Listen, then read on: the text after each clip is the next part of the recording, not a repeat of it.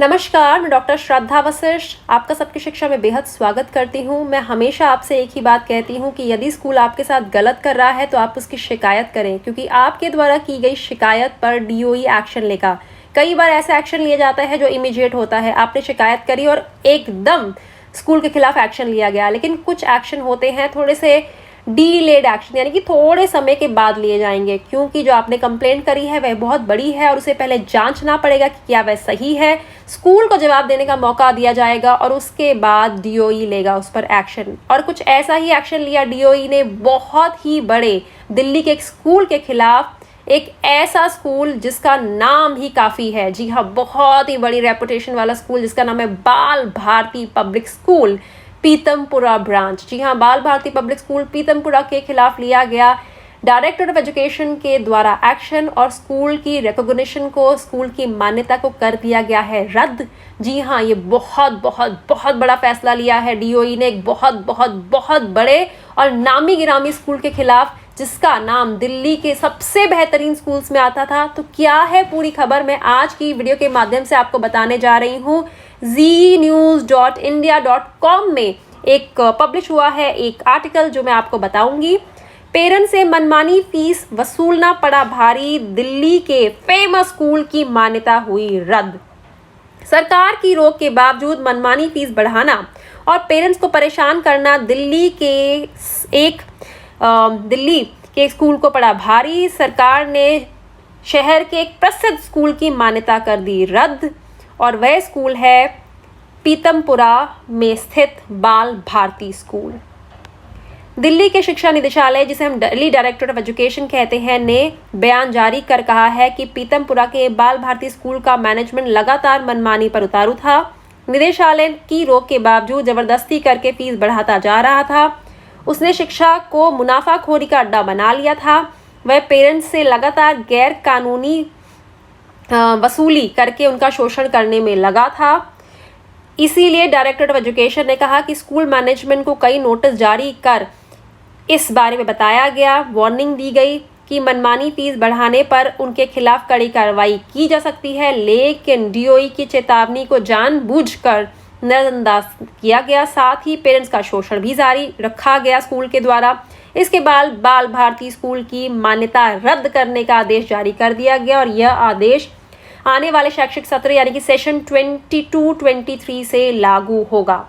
अब आपके मन में आ रहा होगा सवाल कि अब उन बच्चों का क्या होगा जो स्कूल में पढ़ रहे हैं, टीचर्स का क्या होगा जो स्कूल में पढ़ा रहे हैं, और स्कूल के साथ बहुत स्टाफ जुड़ा होता है, उन सभी का क्या होगा। तो ऐसे में शिक्षा निदेशालय ने स्पष्ट कर दिया है कि सरकार के इस फैसले से उसमें पढ़ रहे बच्चों और काम करने वाले स्टाफ पर कोई असर नहीं पड़ेगा। उन्हें पेरेंट्स की सहमति मिलने के बाद पास में चाइल्ड एजुकेशन सोसाइटी के ओर से संचालित स्कूल या सरकारी स्कूल में ट्रांसफ़र किया जाएगा। साथ ही पेरेंट्स की ओर से पहले से किए गए फीस का भुगतान भी एडजस्टमेंट होगा। स्टाफ का भी एडजस्टमेंट होगा। बाल भारती स्कूल में काम करने वाले टीचिंग और नॉन टीचिंग स्टाफ को चाइल्ड एजुकेशन सोसाइटी की ओर से संचालित दूसरे मान्यता प्राप्त स्कूलों में एडजस्ट किया जाएगा, क्योंकि चाइल्ड एजुकेशन सोसाइटी के तहत बाल भारती पब्लिक स्कूल आता था। तो बहुत ही महत्वपूर्ण जानकारी मैं आज की वीडियो के माध्यम से आपके लेकर आई हूँ। देखिए, आप भी मुझे कमेंट के माध्यम से ये बताते हैं कि जिस स्कूल में आपका बच्चा पढ़ रहा है वह स्कूल मनमानी तरीके से आपसे फीस ले रहा है, बढ़ी हुई फीस ले रहा है, या फिर अलग अलग तरह के फंड्स आपको देने के लिए आप पर दबाव डाल रहा है। और मैं हमेशा एक ही बात आपको आपके कमेंट के जवाब में कहती हूँ कि आप कंप्लेंट करिए। आप में से बहुत से लोग कहते हैं कंप्लेंट का कोई फ़ायदा नहीं होता। कंप्लेंट का फ़ायदा होता है। यह एक बड़ा एक्शन एक बहुत ही फेमस स्कूल के खिलाफ जो लिया गया है डीओई के द्वारा, यह अपने आप में बताता है कि आपके द्वारा की जा रही हर एक कंप्लेंट को डीओई उस पर नज़र रखता है। और अगर किसी स्कूल के खिलाफ ज़्यादा कंप्लेंट्स आती हैं तो उसके खिलाफ जांच भी की जाती है, और अगर जांच में यह पाया जाता है कि वह स्कूल गलत कर रहा है तो स्कूल को अपना पक्ष देने का, अपनी बात कहने का मौका दिया जाता है और उसके बाद लिया जाता है फैसला। और इतने बड़े स्कूल की मान्यता रद्द होना एक छोटी बात नहीं है, क्योंकि बाल भारती पीतमपुरा स्कूल बहुत ही बड़ा स्कूल है। बहुत ही मुश्किल से स्कूल में बच्चों का एडमिशन अब तो मैं कहूँगी मिलता था, क्योंकि मान्यता रद्द हो गई है। और स्कूल में पहुँचना अपने आप में बहुत ही एक कहते हैं ना टेढ़ी खीर थी।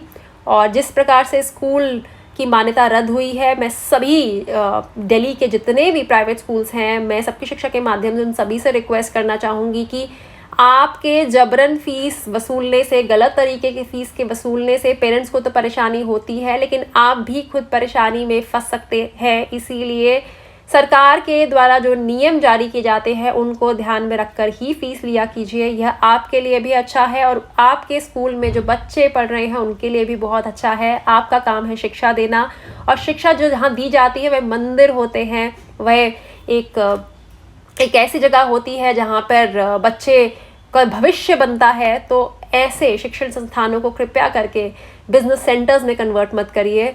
बच्चों का ख्याल रखिए, पेरेंट्स का ख्याल रखिए। वो बहुत उम्मीदों के साथ आपके स्कूल में पढ़ने आते हैं, बहुत उम्मीदों के साथ पेरेंट्स आपके स्कूलों में बच्चों को पढ़ने के लिए भेजते हैं। सबके साथ सही हो, इस बात का पक्का ध्यान रखिए। उम्मीद करती हूँ वह सभी लोग जो इस वीडियो को सुन रहे हैं उन्हें इस वीडियो से लाभ होगा। फिर से जाते वक्त कहना चाहूँगी कि आप कमज़ोर नहीं हैं। हर एक शिकायत में ताकत है। अगर आपको लगता है स्कूल गलत कर रहा है तो उसके खिलाफ कंप्लेंट ज़रूर करिए, लेकिन कोई मन मुटाव की वजह से या किसी और वजह से गलत कंप्लेंट मत करिएगा, क्योंकि आपके खिलाफ भी डीओई एक्शन ले सकता है। लेकिन अगर आपको लगता है सही जो आप कह रहे हैं वह बात सही है, आपसे फ़ीस ज़्यादा ली जा रही है, आप पे फंड ज़्यादा देने का दबाव डाला जा रहा है, ये कोई और ऐसा तरीका स्कूल के द्वारा अपनाया जा रहा है जो आपको लगता है बहुत गलत है, जिससे आपको किसी भी तरीके से नुकसान हो रहा है, चाहे वह मेंटली है, इमोशनली है, फिनेंशियली है, तो आप उसके खिलाफ डीओई जा सकते हैं।